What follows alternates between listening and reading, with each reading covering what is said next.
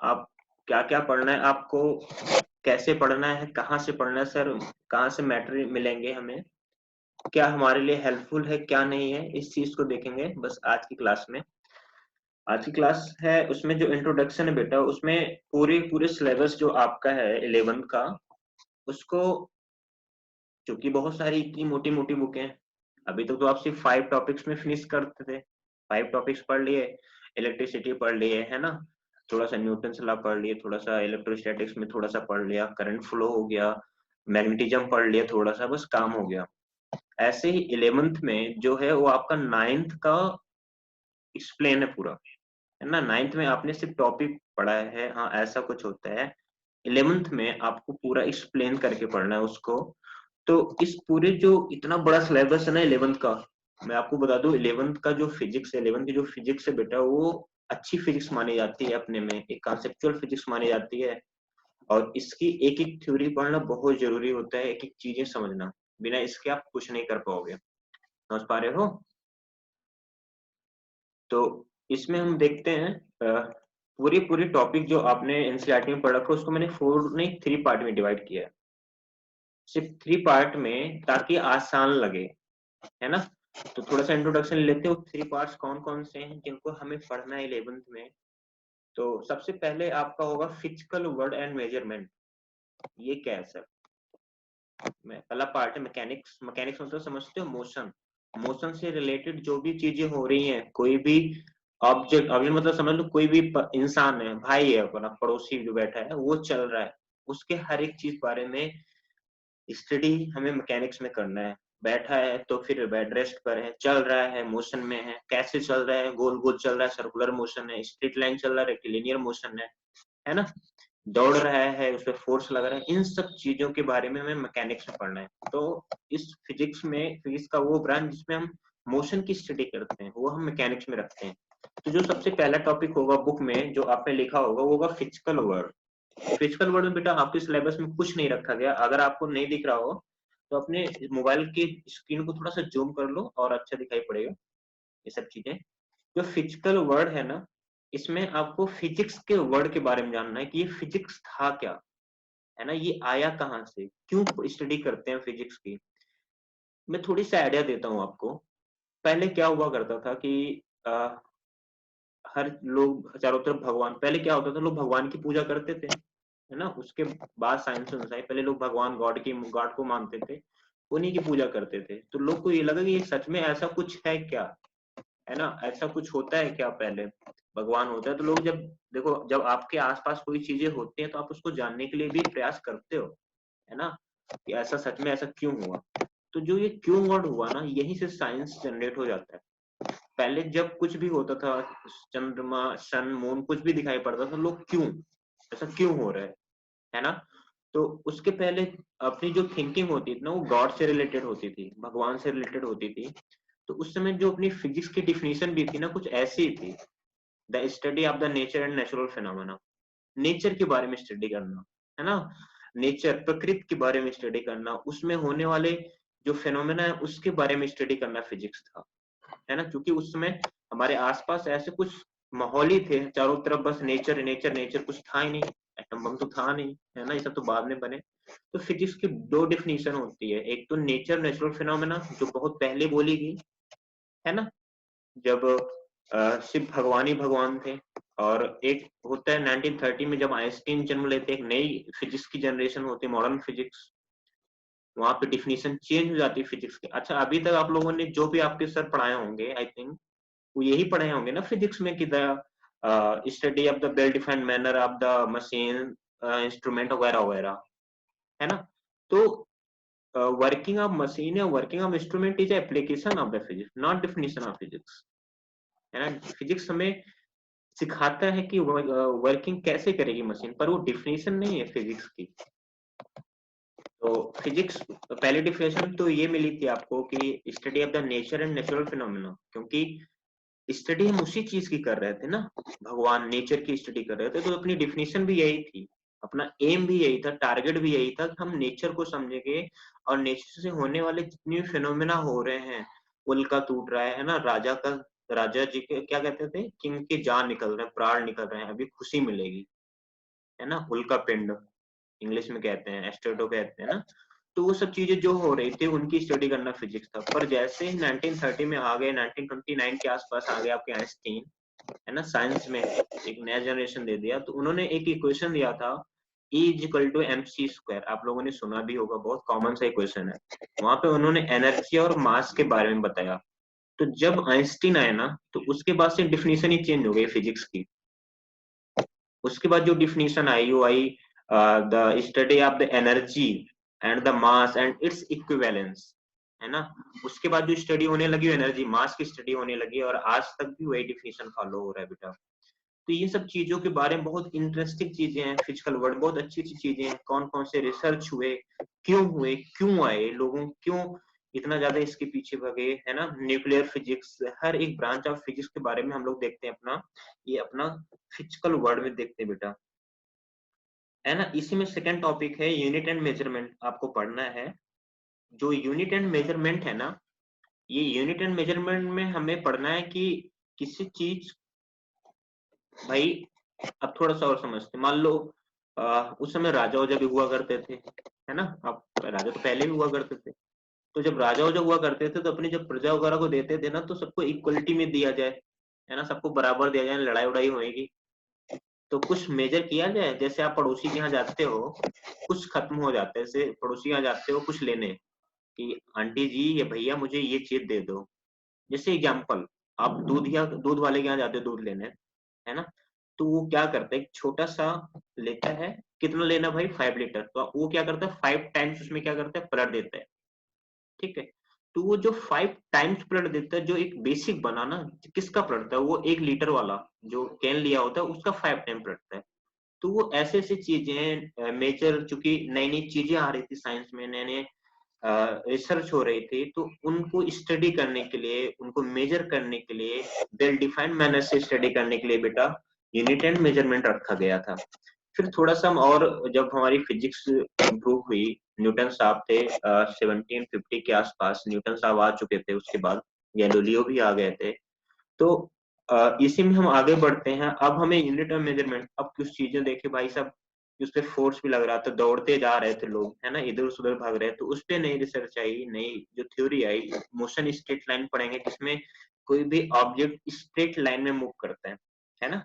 जैसे आप लोग रोड पर चलते हो, आप लोग रोड पे चलते हो स्ट्रेट लाइन में नहीं चलते हो ना, पड़ोसी को डिस्टर्ब करते रहते हो।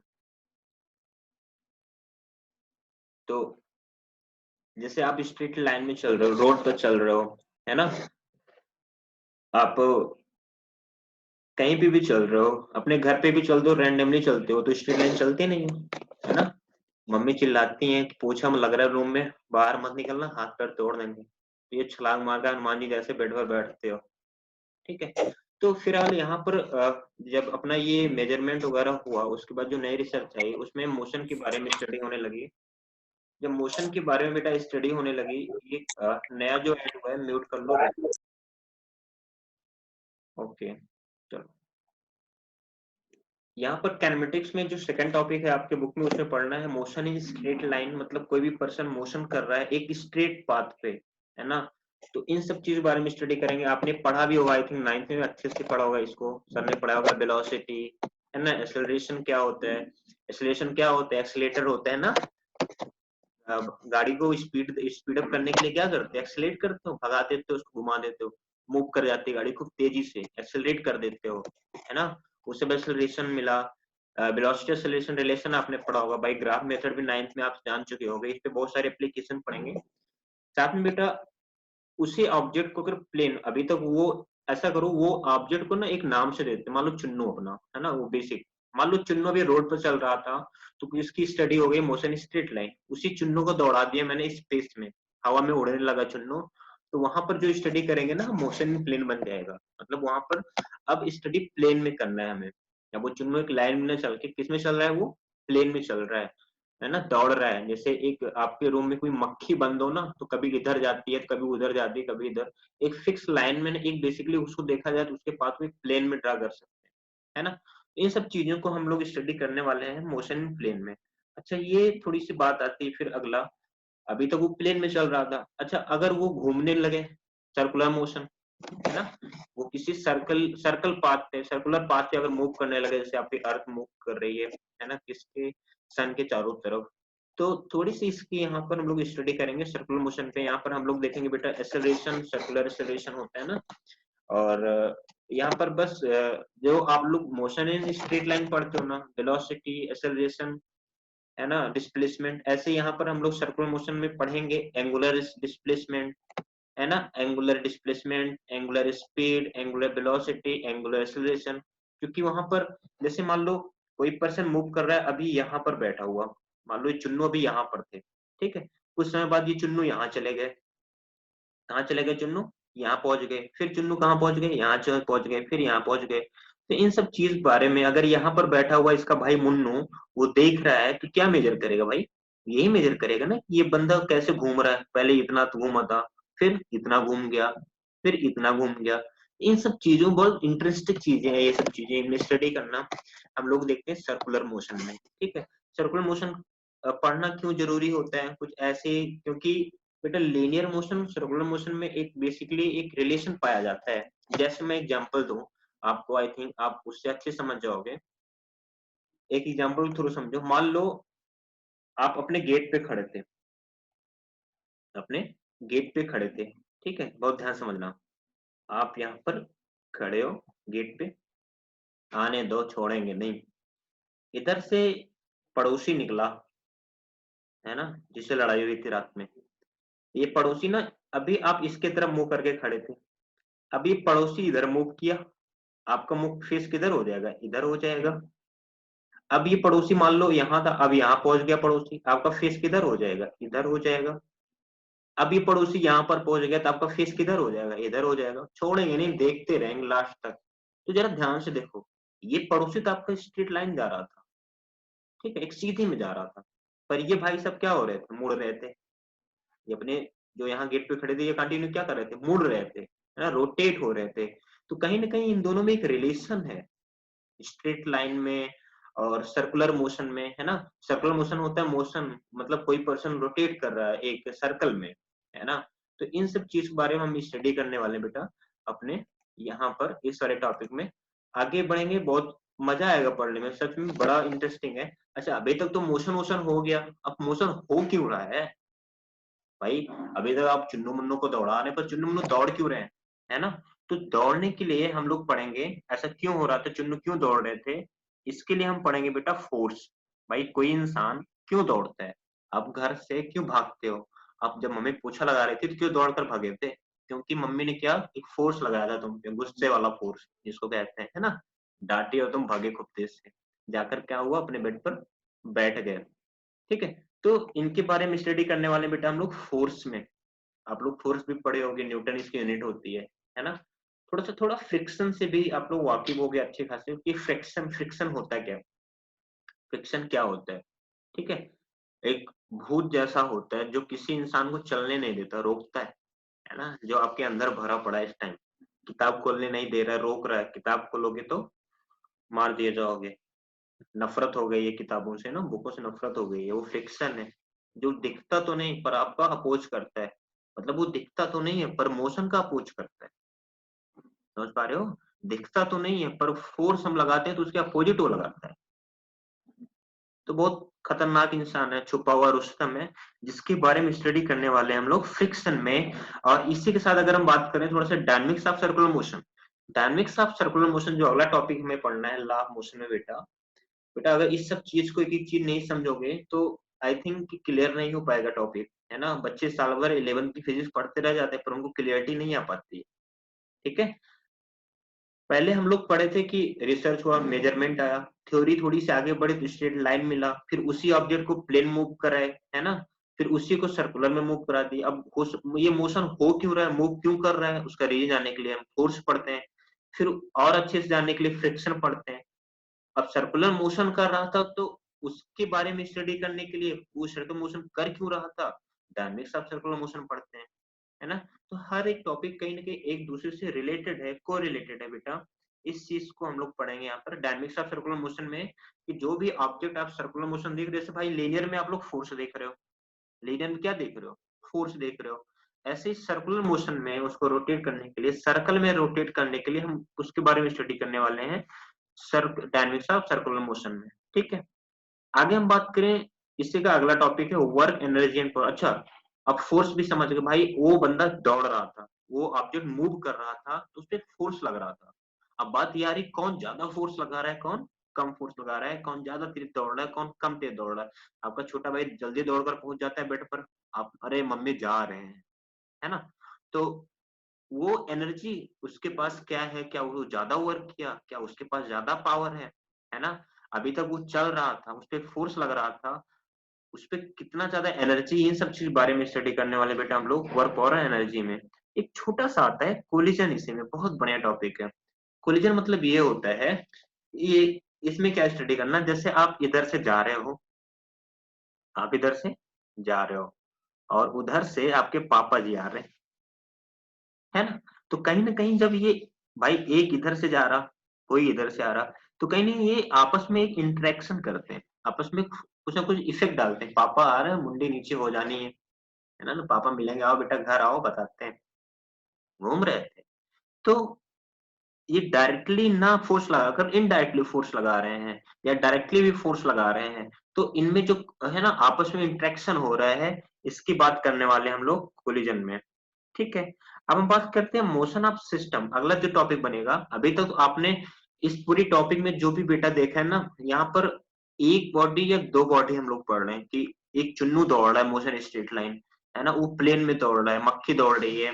ऐसे सर्कुलर मोशन में हम देख रहे थे, फोर्स देख रहे थे, उस पर कितना लग रहा था। अगर यहाँ पर नंबर ऑफ पार्टिकल्स और ढेर सारे चुन्नू इकट्ठे हो जाए, भीड़ हो जाए, समझ पा रहे हैं? जैसे शाम को अपने मार्केट में लगता था पहले, अब तो इस टाइम नहीं लग रहा। ठीक है, तो अगर ढेर सारे पार्टिकल हो जाएं, तो वो जो सिस्टम बनेगा ढेर सारे पार्टिकल्स का, उनके बारे में हम लोग यहाँ पर देखेंगे। अभी तक एक लोग चल रहे थे, अब ढेर सारे लोग चलने स्टार्ट कर देंगे। ठीक है, अच्छा, यहाँ पर फिर थोड़ा सा आगे बढ़ेंगे, moment of inertia. Moment of inertia मतलब यहाँ पर थोड़ी सी मोमेंट ऑफ इनर्शिया और सेंटर ऑफ मास को स्टडी करते हैं। सेंटर ऑफ मास है क्या सर, क्या बता क्या रहे हैं ये सब, पता नहीं, हवा नहीं लग रहा है, जब पढ़ेंगे तब पढ़ेंगे, पढ़ेंगे गधे, हर बात तो नहीं बताया जाएगा। मोमेंट ऑफ इनर्शिया मतलब होता है, जैसे हमें किसी ऑब्जेक्ट को चलाना है ना, जैसे मान लो किसी ऑब्जेक्ट को रोटेट कराना है, तो आप लोग कभी देखो कि पूरे पेन को कहीं बीच पर रखकर आप रोटेट कराते हो, रोटेट कर जाता है ना? क्या कर जाता है वो? रोटेट कर जाता है। लेकिन ऐसा तो है नहीं पूरा तरह रोटेट कर जाता है ना? तो एक पॉइंट पे जहाँ पर रोटेट कर जाता है उसको सेंटर ऑफ मास बोलते हैं। ये सब चीज के बारे में हम लोग यहाँ पर स्टडी करेंगे। थोड़ा सा आगे बढ़ेंगे बेटा बेटा ग्रेविटेशन में। ग्रेविटेशन में हम लोग बात करेंगे किसी ऑब्जेक्ट को, सैटेलाइट को, जब हम यहाँ से स्केप करते हैं, फेंकते हैं, मूव कराते हैं, वो भी मोशन कराते हैं अर्थ से। हमें जैसे आज मान लो हमें सैटेलाइट सेंड करना है, किसी का आर्मी सैटेलाइट भेजना है, या मोबाइल में नेटवर्किंग सैटेलाइट जो भी भेजी जाती है, आर्टिफिशियल सैटेलाइट जो भी भेजी जाती है, वो कैसे भेजी जाए, कितने एंगल पे भेजा जाए, इस पे ग्रेविटी क्या होती है अर्थ की, अर्थ रोटेट करता है तो उसका क्या इफेक्ट पड़ता है ना, और इसकी वेलोसिटी क्या होती है, इन सब चीज के बारे में हम लोग मैकेनिक्स में स्टडी करेंगे। और सबसे लास्ट टॉपिक मैकेनिक्स आता है, फ्लूइड मैकेनिक्स। फ्लूइड मैकेनिक्स में जो आता है बेटा, जैसे सॉलिड है ना? सॉलिड है, जब आप लोग सॉलिड को गर्म करते हो तो उसके बॉन्ड ब्रेक होते हैं, मूव करते हैं। तो बहुत कुछ चीजें सॉलिड में, जैसे बिम पड़ता है आपके घर में, है ना? तो आप लोग देखे होंगे आपके घर में जो बीम वगैरह पड़ते हैं वो थोड़ा सा बीच में कर्व हुए होते हैं। ऐसा क्यों कर्व होता है, इसकी वजह क्या होती है, हर एक चीज हम लोग बात करेंगे यहाँ पर फ्लूइड मैकेनिक्स में। तो इतने पोर्शन बेटा जब मैं पढ़ाऊंगा क्लास में, वो मैं मैकेनिक्स के अंदर पढ़ाऊंगा। ठीक है, इसी में आगे बढ़ते हैं हम लोग। जो सेकंड पार्ट है वो थर्मोडायनेमिक्स है। First part mechanics, second part को मैंने डिवाइड किया थर्मोडायनेमिक्स में। दो पार्ट, तीन पार्ट आते हैं बेसिकली थर्मोडायनेमिक्स में। एक आता है अ, एक आता है आपका thermal property of the matter, एक आता है thermal properties of the matter, second आता है thermodynamics. Thermal property of the matter, जब हम किसी चीज को हीट करते हैं बेटा, आपने सुना होगा, जब हम किसी चीज को गर्म करते हैं तो उसके अंदर जो मॉलिक्यूल्स होते हैं वो मूव करने लगते हैं, स्पीड से मूव करने लगते हैं, उसकी वजह से उसमें एक्सपेंशन आता है, बॉन्ड ऑन ब्रेक होता है। तो इन सब चीज के बारे में हम लोग यहाँ पर थोड़ी सी स्टडी करने वाले हैं thermal property of the matter में। फिर बेसिकली आप लोग कार्नोट साइकिल सुना होगा ना, आपके यहाँ कोई भी जो वर्क करते इंजन वगैरह, कैसे जो आप पेट्रोल डालते हो, ऑयल डालते हो, तो इंजन कैसे चलता है ना? कार्नोट साइकिल पे बेसिस होता है, कैसे क्या मोटर वर्क करता है, इन सब चीज के बारे में हम लोग देखेंगे थर्मोडायनेमिक्स में। और behaviour of the kinetic theory of the gases, जो भी आपकी इन्वायरमेंट में गैसेस हैं, आप लोग सुने होंगे नए रिसर्च हो रही कि कुछ दिन बाद जो आपके यहाँ व्हीकल वगैरह चलेंगे, ये सब हाइड्रोजन गैस पे चलेंगे, है ना। तो गैस आने वाले दिनों में गैसेस आपके लिए बहुत बढ़िया अपॉर्चुनिटी देगा। गैसेस, इसके बारे में स्टडी करेंगे हम लोग यहाँ पर, behaviour of perfect gases and kinetic theory of the gases में, कि उसके जो पार्टिकल्स होते हैं वो मूव करते हैं, तो काइनेटिक एनर्जी आती है। तो इन सब चीज के बारे में बहुत कुछ अच्छे से स्टडी करने वाले हम लोग अपने इस kinetic theory of the gases में। तो अपना ये सेक्शन पढ़ना है सेकंड वाला, थर्मोडायनामिक्स, है ना, जिसमें हम लोग थर्मल से रिलेटेड कुछ चीजें देखेंगे। और इसमें जो सबसे लास्ट जो मैंने डिवाइड किया है, सबसे लास्ट पार्ट है बेटा wave and oscillation. Wave and oscillation ये क्या है? आपने पढ़ा होगा साउंड वेव के बारे में, नाइन्थ में साउंड वेव था, नाइन्थ में साउंड था, है ना, साउंड एक टॉपिक था। तो सर ने पढ़ाया होगा ट्रांसवर्सल वेव, है ना, लॉन्गिट्यूडनल वेव। आपने पढ़ा होगा उसके पार्टिकल्स कभी इधर जाते हैं तो कभी इधर जाते हैं, फिर कभी इधर जाते हैं, तो एसएचएम करते हैं, है ना। तो वहां पर सिर्फ आपको आइडिया दिया गया था। यहाँ पर हम लोग उसको ब्रीफली एक एक चीज अच्छे से समझेंगे, है ना। एसएचएम में सिंपल हार्मोनिक मोशन देखना है ना। अगर मान लो स्प्रिंग, क्या लगा दो, स्प्रिंग लगा दें हम ऐसे, कभी आपने देखा स्प्रिंग पे एक ब्लॉक लगा दो और उसको खींच कर छोड़ दो, तो क्या करता है, ये ऑक्सीलेट करने लगता है, ऐसे ऐसे चलने लगता है, ठीक, कभी इधर जाता है फिर कभी इधर जाता है। तो ढेर सारे सिस्टम, एक दो स्प्रिंग नहीं, ढेर सारी स्प्रिंग कंबाइन करके इन सब चीज के बारे में हम लोग एसएचएम में बात करेंगे। अब थोड़ी सी लास्ट टॉपिक इसमें जो पढ़ना है हम लोग को, पढ़ना है वेव। वेव क्या होता है बेटा? वेव होता है बेटा, यहाँ पर जो हम लोग का टॉपिक है उसमें वेव पढ़ना है, एनर्जी का ट्रांसफर। जैसे लाइट क्या होता है, वेव होता है ना, लाइट वेव है। ट्रांसवर्सल कैसा वेव है ना, ढेर सारे लॉन्गिट्यूडनल ट्रांसवर्सल वेव, सब के बारे में पढ़े होंगे। लाइट के बारे में स्टडी करेंगे, और इसी में एक टॉपिक रखा जाता है बेटा, ऑप्टिक्स का, क्योंकि हम लोग वेव पढ़ेंगे, है ना। साउंड इज अ वेव, मतलब एनर्जी का ट्रांसफर ही वेव होता है, आपको पता होगा, है ना, साउंड में पढ़े होगे। तो इन सब चीज के बारे में हम लोग यहाँ पर स्टडी करेंगे। सर आपने इतना सब कुछ तो बता दिया, पर ये बुकिंग कौन कौन सी, बहुत हाँ, बच्चे बहुत ज्यादा कंफ्यूज रहते हैं 11th में कि बहुत सारे ये किताब ले लो, पढ़ो, आपका दोस्त कोई दूसरा किताब लिया, बस हाँ कल मेरे पास आनी चाहिए, क्योंकि अभी तो आपको 1-2 महीने 3 महीने तो बहुत कॉमन सा लगने वाला है कि कुछ था ही नहीं, कुछ है ही नहीं। पर जैसे जैसे प्रेशर बढ़ने वाला है ना सिलेबस का, आप पढ़ोगे क्या क्या पढ़ना है, जब क्लासेस चलने लगेंगे और आपको बाउंस लगेगा सब्जेक्ट में, डरना नहीं, बाउंस नहीं लगेगा इतना भी ज्यादा, है ना, अगर आप रेगुलर क्लास अटेंड कर रहे हो। तो आप परेशान हो गए ना, इरिटेशन होएगा, सिलेबस, फिजिक्स भी इतना ज्यादा, केमिस्ट्री भी इतना ज्यादा, सब कुछ इतना ज्यादा, सर कैसे मैनेज करेंगे? तो है ना, जब लोड पड़ेगा तो आप वर्कआउट भी करोगे, तो बच्चे कंफ्यूज होते हैं, सर क्या क्या पढ़ा जाए। तो आज में इसमें मैंने ऐड किया कि आपको सबसे मेन पढ़ना है बेटा क्लास नोट, जो भी पढ़ाया जाएगा आपको क्लास में, कोचिंग में, रेगुलर क्लास अटेंड करना है ना। जब भी कोचिंग स्टार्ट होगी आपकी, नहीं हो रही तो आप लोग ऑनलाइन क्लास जब भी चल रहा है रेगुलर क्लास अटेंड करो। जो भी वर्कशीट दी जाएगी जैसे वैसे, ऐसा नहीं 11th में बच्चे फेल नहीं होते, ये भी मैं कह रहा हूँ, बच्चे फेल होते हैं 11th में, बहुत सारे बच्चे फेल हो जाते हैं, है ना। आपकी क्लास में अगले साल 11th में बैठोगे तो काफी बच्चे आपको पुराने दिख जाएंगे, ठीक है। डरना नहीं है, इतना भी हार्ड नहीं है, बेसिक है, बस रेगुलर पढ़ना है, पर डे 1 घंटे, हाफ 1.5 आवर देना है, बस इससे ज्यादा कुछ नहीं देना है। और कंफ्यूज नहीं होना है, बस क्लास नोट्स प्रॉपर स्टडी करना है, जो भी पढ़ाया जाए घर जाके बस पढ़ना है। और साथ में एनसीईआरटी पढ़नी है, एनसीईआरटी आपको मिल जाएगी, ठीक है। और साथ में जैसे आप लोग अभी तक रेफरेंस बुक पढ़ते हो, 9th में मैथ की रेफरेंस बुक पढ़ते थे, ऐसे इसमें बेटा मैं रिफर जो करता हूँ, सबसे बढ़िया जो रेफरेंस बुक आती है वो, और किसी में पब्लिकेशन का एडवर्ड नहीं कर रहा हूँ, क्लियरिटी बता दूं, उसमें सबसे बढ़िया मॉडर्न एबीसी है मेरे according. Fundamental of physics Pradeep की आती है, आपके यहाँ पुरानी किताबें पढ़े होंगे, भाई बहन पढ़ते होंगे तो रखे होंगे अक्सर ये सब चीजें, ठीक है।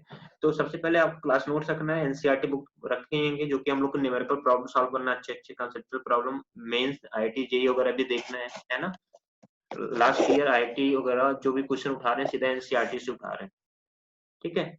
तो आगे हम देखेंगे रेफरेंस बुक में मॉडर्न एबीसी के नाम से आता है, कॉस्टली बुक आएगी, थोड़ा सा महंगी आएगी, तो प्रयास करना कि बैंक रोड के साइड में मिल जाए तो ज्यादा बेटर पड़ेगा, ठीक है। सस्ते मिल जाएगा, जब खुलेगी तो ले लेना, अभी बहुत ज्यादा इमरजेंसी नहीं है, ठीक है बेटा। अभी आपको सिर्फ और सिर्फ स्टडी करना है क्लास नोट्स की और एनसीईआरटी बुक की, ठीक है। आगे इसमें हम बात करेंगे थोड़ा-सा modern ABC fundamental of the physics की।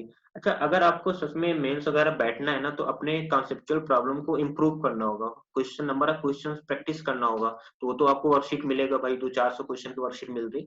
साथ में अच्छे क्वेश्चंस तो आपको एससी वर्मा में मिलेंगे करने के लिए। एससी वर्मा अच्छी बुक आप लोग सुने होंगे फिजिक्स के बारे में। बहुत स्टैंडर्ड बुक है, मतलब जे मेंस वगैरह के लिए या नीट वगैरह के जो बच्चे प्रिपरेशन करते हैं, वो इन सब चीजों को उनके लिए बेटर पड़ता है। ठीक है।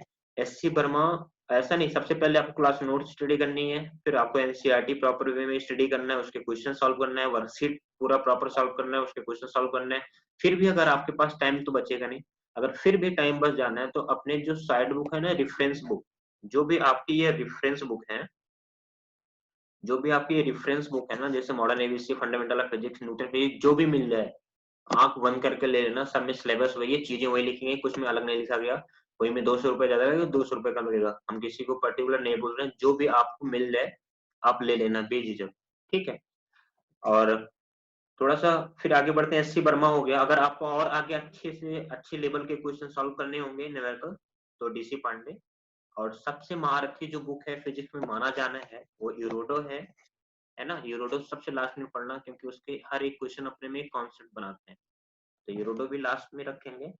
और ये सब चीजें ध्यान देना, सबसे पहले आप क्लास नोट करना, क्योंकि ये जो सीरियल वाइज लिखा गया है, ये उसी लेवल का लिखा गया है ना। सबसे हार्ड, मतलब हार्डेस्ट में हार्डेस्ट, यूरोडो अपने में बहुत हार्डेस्ट बुक मानी जाती है फिजिक्स की। है तो पतली सी, पर उसके एक एक क्वेश्चन अपने में बहुत मायने रखते हैं बेटा। ठीक है। अब हम बात करेंगे थोड़ा सा और आगे बढ़े। यूरोडो के बाद एक बुक आती है हॉलिडे, रेशनिक वालकर करके होती है ना। अलग अलग, रेशनिक हॉलिडे के नाम से फेमस है, फिर भी हॉलिडे रेशनिक वालकर के नाम से आती है। ठीक है। अब इतना अगर सब कुछ कर ले गए, तो भी अगर कुछ पढ़ना है ना, दिल कर रहा है पढ़ने का, तो मैगजीन आती है, मंथली मैगजीन। उसमें 50 से 60 क्वेश्चन होते हैं, बहुत बड़े बड़े ओलंपियाड वगैरह के मेंशन किए होते हैं। हम इसको करेंगे, लेकिन सबसे पहले आपको NCERT, class notes, NCERT, difference book, इससे आगे नहीं बढ़ना। अगर इससे आगे कुछ पढ़ना है तो हम लोग मॉडर्न फिजिक्स। तो बेटा आज की ये क्लास थी। इतना हम लोगों ने सिलेबस देखा है थोड़ा सा, और इसके इंट्रोडक्शन किए हैं। अब जब भी अगली क्लास होगी, हम लोग अपना फर्स्ट टॉपिक स्टार्ट करेंगे, वही जो फर्स्ट टॉपिक था, है ना, फिजिकल लॉ से। और फर्स्ट टॉपिक में सिर्फ थ्योरी है, स्टडी करना है फिजिक्स के बारे में। और फिर हम लोग उसी दिन हम लोग यूनिट एंड मेजरमेंट स्टार्ट करेंगे, और अपने डायमेंशन की तरफ